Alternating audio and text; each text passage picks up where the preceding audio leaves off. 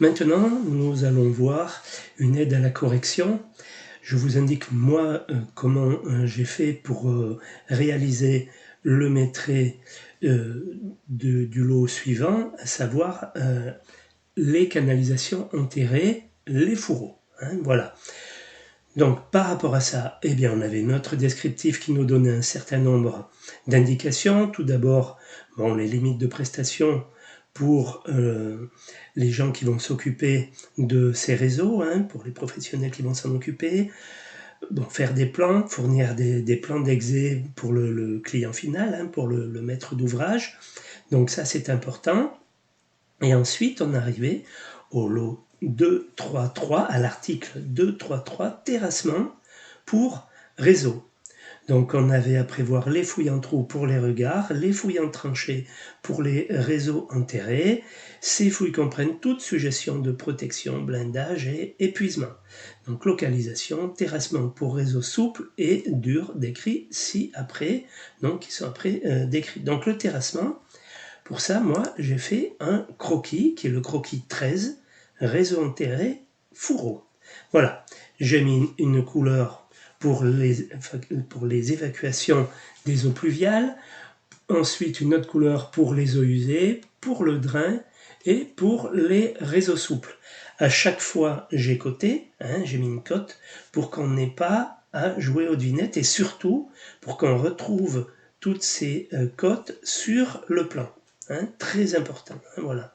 3 mètres ici, voilà, le 1 mètre ici, 2 mètres 50 ici, voilà, très important. Donc, dans un premier temps, ce qu'on me demande en 2-3-3, c'est le terrassement. Donc, pour le terrassement, moi je vais compter simplement tout le linéaire que j'ai là, même à partir du moment où j'ai les eaux pluviales qui passent au même endroit que le drain ici, je vais compter le même terrassement, les mêmes dimensions. Voilà. Pourquoi? Parce qu'au moment où moi je fais l'avant-maîtrer, je ne sais pas précisément à quelle profondeur je vais devoir enterrer les réseaux. Je ne sais pas précisément à quelle place ça va être. Est-ce que le tuyau va être ici ou 30 cm ou 50 cm plus loin? Je n'en sais rien. Donc j'ai fait un croquis qui me paraît le plus plausible, qui me paraît la manière dont ça va être réalisé, sans prendre de risques, surtout en moins.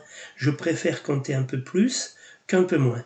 Voilà, donc pour l'avant-maîtrise, ça se traduit, donc excusez-moi, par le terrassement sous réseau. J'ai donc fait 2-3-3-1 fouille en trou, 2-3-3-2 fouille en rigole.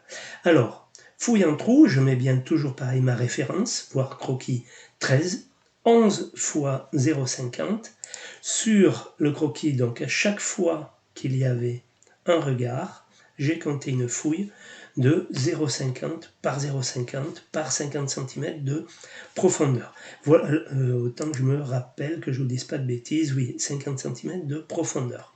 Voilà, l'idéal sur le croquis, à vous, c'est qu'au fur et à mesure que vous comptez un regard, vous le cochez. Vous faites une coche avec un crayon de couleur sur un côté, enfin où vous voulez, parce qu'on va avoir une fois pour le terrassement et une fois pour les compter eux-mêmes. Donc, il va falloir éviter d'en oublier et éviter d'en compter 2 fois. Donc pensez bien à les cocher. Donc il y en a 11. 1, 2, 3, 4, 5, 6, 7, 8, 9, 10, 11. Ok, voilà. Donc j'ai 11 fois 0,50 par 0,50 de large. Et donc, comme ce sera creusé après le remblaiement, de 0,11 à moins 0,61, ça me fait 50 cm de profondeur, ça me fait 1 mètre cube 350. Voilà pour les fouilles en trou.